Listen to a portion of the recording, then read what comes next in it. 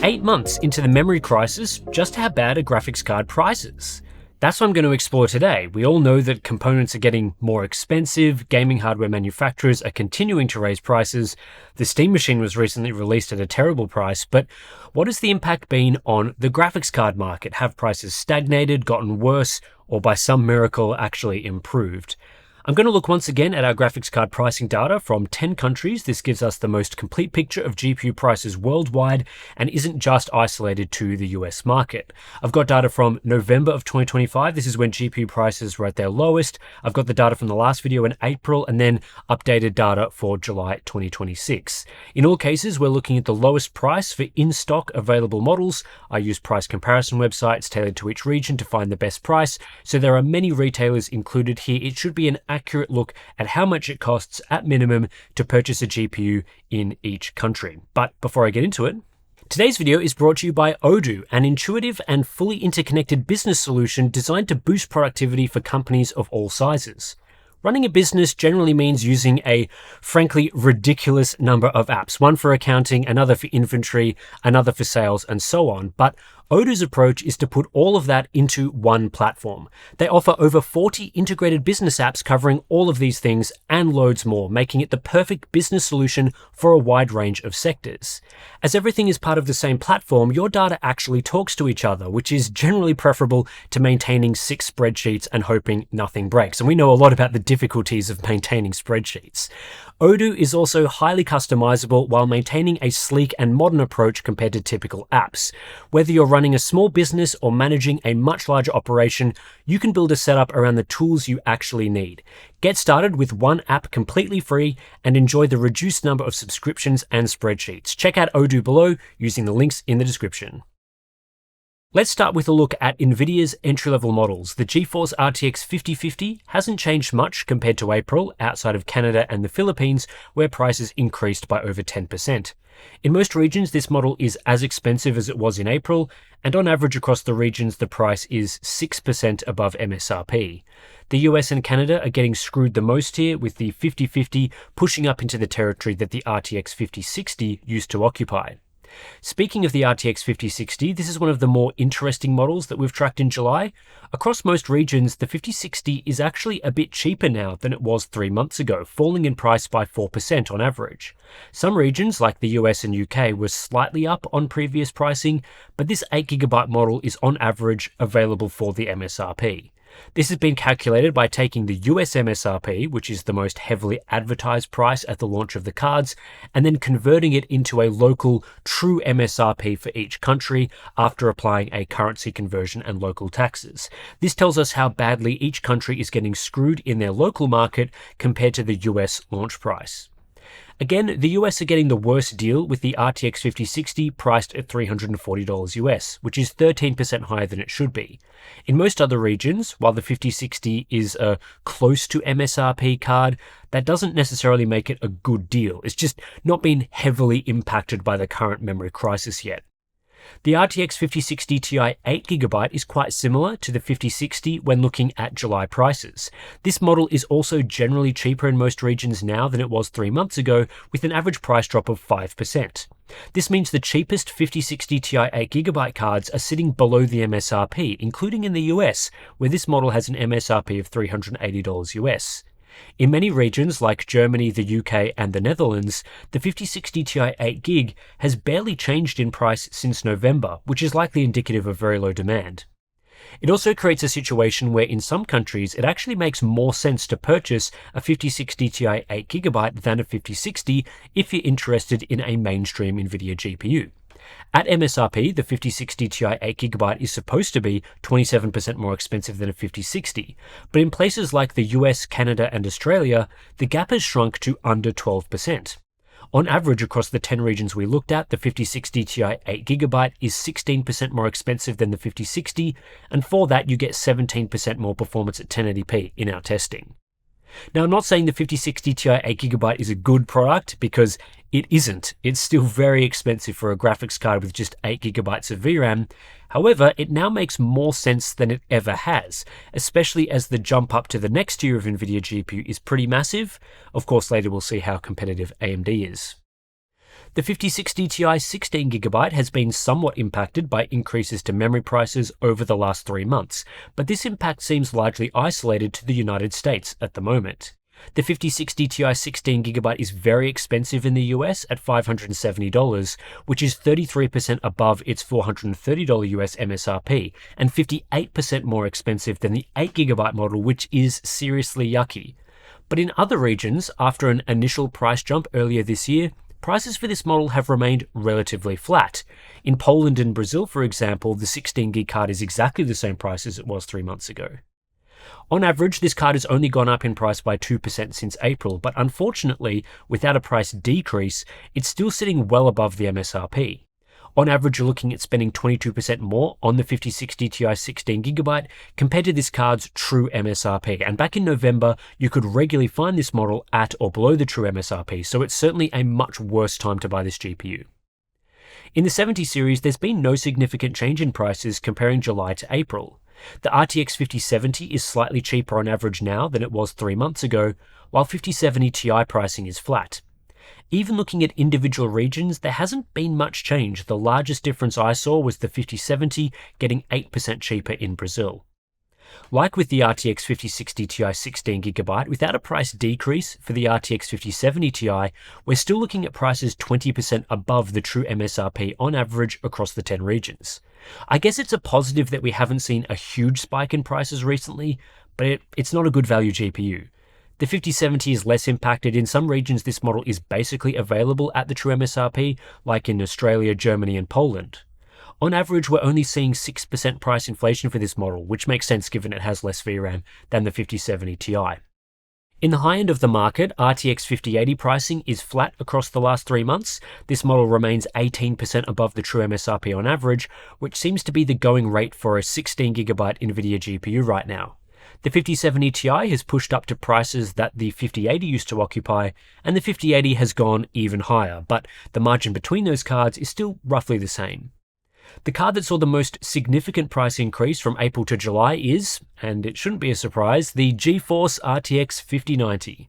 This model continues to get much more expensive with each passing month, having gone up 12% on average and as high as 20% in some regions.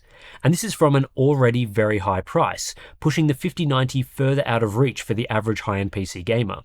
It's 94% above the true MSRP now, and really, this card has never been available at the MSRP for long. Even back in November, it was overpriced. It's hard to see the 5090 as a gaming GPU, given it costs $4,000 US. To me, this is very much now a workstation model for AI workloads with RTX Pro level pricing. With that said, it's actually not the cheapest way to access 32GB of VRAM on a Blackwell workstation GPU. The RTX Pro 4500 is generally around $3,100 US, but its GPU core is more in line with an RTX 5080. Next up, we have AMD's mainstream Radeon models, the RX 9060 XT in the 8GB and 16GB flavors. Both models have gone up in price by 5% comparing July to April across the 10 regions, and there are some countries that have copped a higher than normal whack, like Canada and the UK, on 9060 XT 8GB pricing. The 8GB model on average is sitting 8% above the true MSRP, and the 16GB model is 18% above the true MSRP, so that 16GB figure is very much in line with what we are seeing on the Nvidia side. With the 9060 XT 8GB going up in price and the RTX 5060 Ti 8GB going down in price, this really hurts the value proposition of AMD's entry-level card. In several regions like the US, UK, and Canada, both options are the same price, whereas at MSRP, the Radeon model should be 21% cheaper. These two GPUs offer very similar performance, so you may as well just buy the GeForce card for its superior feature set. We're now in a wild position where somehow the 5060 Ti 8GB has become an option worth considering in the sub $400 US market. The 9060 XT 16GB is in a better position though. It is more expensive than it should be based on the true MSRP, but the level of inflation is similar to the 5060 Ti 16GB while starting from a lower baseline MSRP. It's the cheapest 16GB GPU on the market right now, and it's priced 22% under the 5060 Ti 16GB, so that looks like a pretty good deal if you had to buy a mainstream GPU. AMD has also managed to maintain a similar percentage difference in price between the 9060 XT 8 and 16GB models when comparing current prices to good times prices back in November.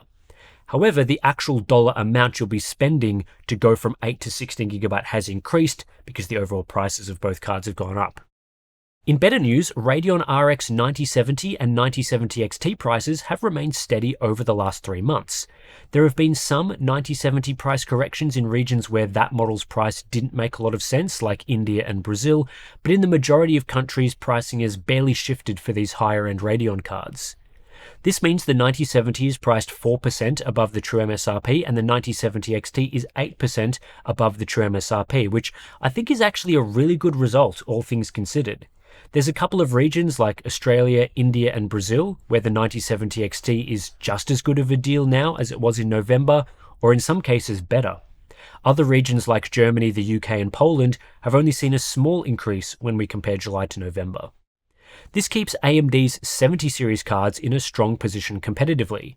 On average across these regions, the 5070 Ti is 42% more expensive than the 9070 XT, though Nvidia's RTX 5070 is in a better position as on average it's about the same price as the RX 9070. That's where it should be, given both cards have the same MSRP. We also have the interesting situation of the Radeon RX 9070 GRE, which launched in between our last GPU pricing update and now at a bizarre $550 US MSRP, the same as the RX 9070. This model makes little to no sense in most regions, as it's just 6% cheaper on average than the 9070. It's 17% slower than the 9070, it has less VRAM, and it was only at least 17% cheaper in one region, the Philippines, so you can safely avoid the GRE for now. Then when it comes to Intel's Arc Battlemage series, these cards are becoming harder to find in many regions, with the number of available models having dried up compared to April. Both the B570 and B580 have gotten about 5% more expensive on average across the last 3 months, and the B580 in particular now sits 17% above its true MSRP. In many regions, the B580's price is similar to an RTX 5060, whereas it should be 17% cheaper going off the MSRP and competing against the RTX 5050. Now we can look at which country is getting screwed the most on pricing in our inflation index, and the answer this time around is Canada, with the United States and United Kingdom not far behind.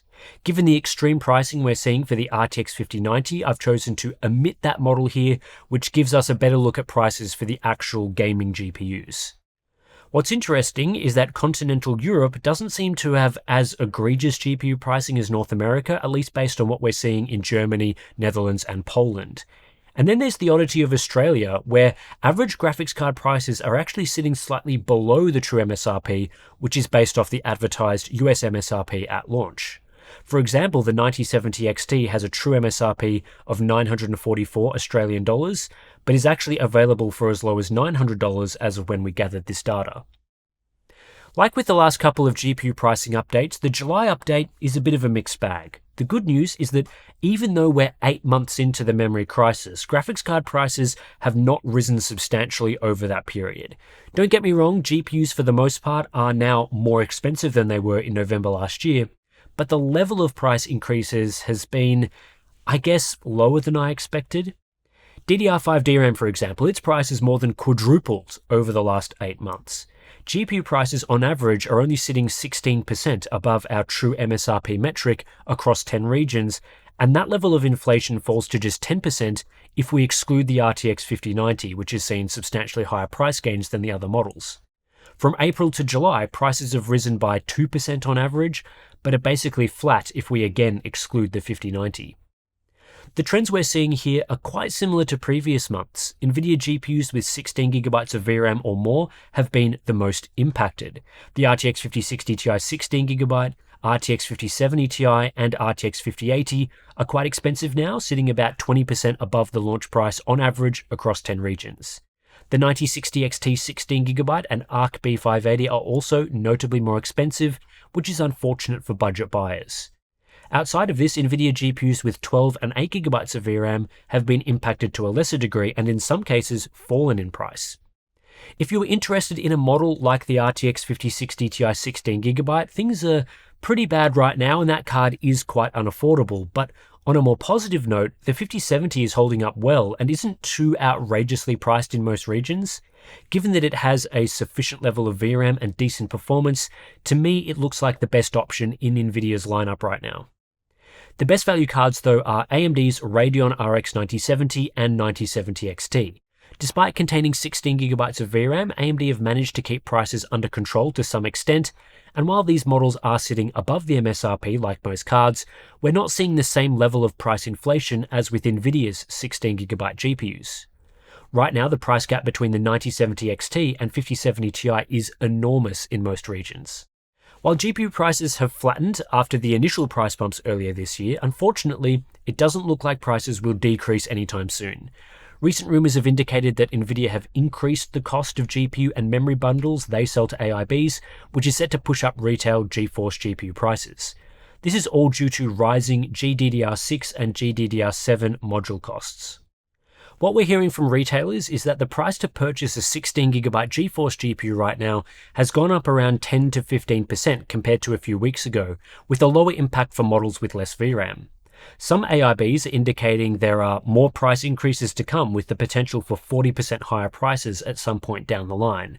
From our discussions, it's not clear what will happen to Radeon models, but given both Nvidia and AMD are affected by increased GDDR costs, it's unlikely Radeon pricing will stay flat.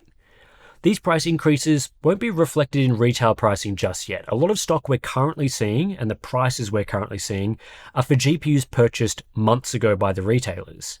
GPU sales have slowed due to higher prices. That's keeping models on shelves for longer and has helped to stabilize pricing in the short term. However, once those cards dry up, retailers are indicating that incoming stock is more expensive, and that will drive the price even higher. Based on that, if you are interested in buying a new graphics card right now, I'd recommend doing so sooner rather than later. But that really only applies to people desperate for a new GPU. In general, I would not recommend buying a GPU right now. If you've already got something sufficient, my advice would be to hold on to it until a new generation of products. My thinking here is that even if memory prices continue to rise or remain at a high level, you may as well just wait until you can get something even faster than today's cards for the high prices of today's cards. So anyway, that's it for this GPU pricing update for July of 2026. As I said, a bit of a mixed bag, but we'll continue to track prices throughout the rest of the year. Hopefully, we will see some sales towards the end of the year, though I'm not holding my breath for that. I do think the GPU prices will continue to remain at least as bad as they are right now, if not worse. So yeah, hopefully we won't see too much of that worsening impact, but you never know. So yeah, if you do want to support hardware unboxing, the independent testing that we do have our Patreon page. Links to that is in the description below. If you sign up, you get access to all the usual benefits, Discord, BTS content, monthly live streams, and plenty of other good stuff. So thanks for watching, and I'll catch you in the next one.